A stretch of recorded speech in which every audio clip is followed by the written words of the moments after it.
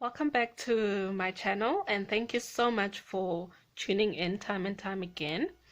And just a reminder to subscribe if you haven't, like if you haven't, and if you don't like any of the videos, just let me know, and let me know in the comments what you don't like about it.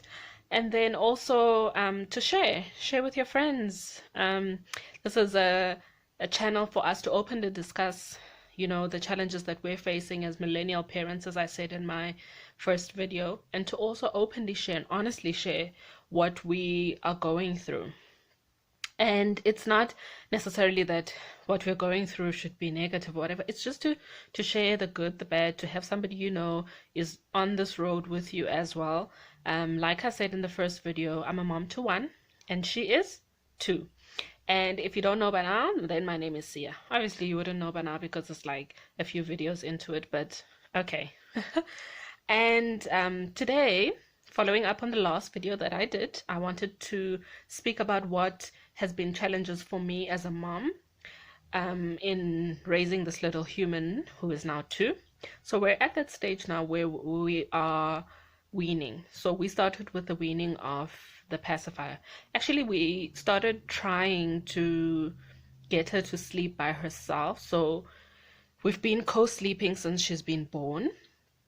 And it hasn't really affected our marriage that much because she goes to her grandparents at least once a month, and then we have a whole week to do what we need to do and to rekindle. And when we were not in quarantine, then we would use that time to go out, to do the things that we like. And in any case, when she is with us, we do some stuff or take part in activities that we enjoy as a family. And also that's for later videos, for stuff that I find to be engaging for families in South Africa and for couples and all of that. I'll share some videos later with regards to that. And also once the quarantine has been lifted, because we can't do anything much now. So at the moment, I'm just sharing activities on my Facebook page, also with the same description as the YouTube channel, where you can find ideas on what to do. I share none of my own recipes, but recipes that I've found online. And family members always ask me, can I please have this recipe? How do you do that? How do you do that?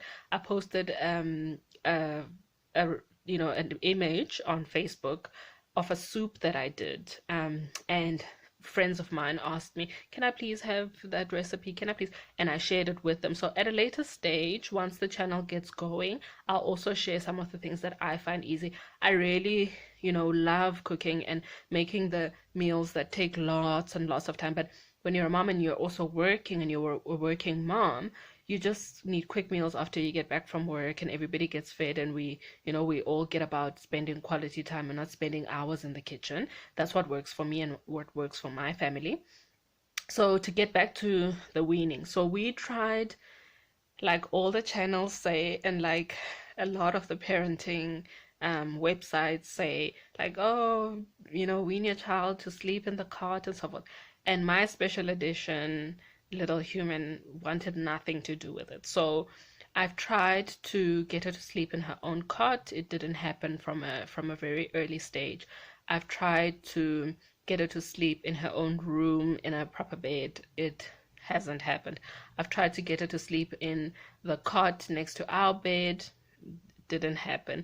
Did the whole 4 days thing, walk out, sleep train, worked for a week, regressed again. And I came to a decision that it's more frustrating for me, and I'd rather be less frustrated and be a happier parent and be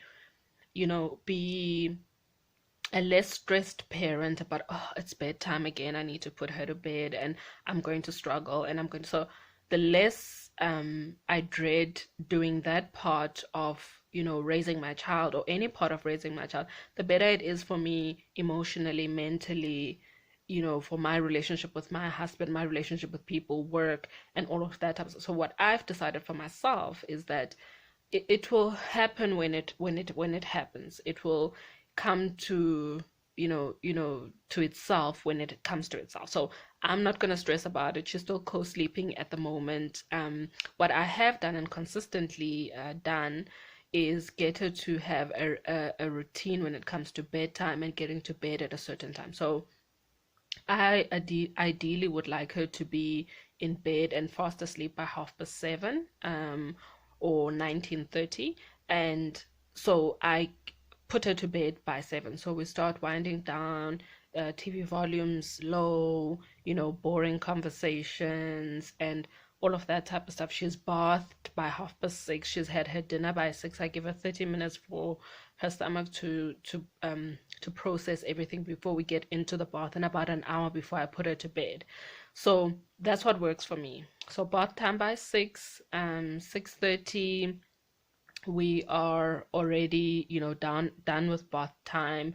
When I put her to bed at 7, then I give her a bottle, and that's how she falls asleep. So that's what has worked for me with regards to sleep training. So we have a consistent sleep time, and that's what works for me. It's easy, it's simple, it's less stressful for me as a parent, and I'm a happier parent as such. And the rest I will see later when she can understand, when she's 2 or 3, and as long as it hasn't started affecting, or it has any hindrance on mine and my husband's relationship, I don't feel that it is then a cause for concern. So that's where I am with sleep training and weaning my little one off or out of our bed. I've just left it for now, and I'll see it at a later stage.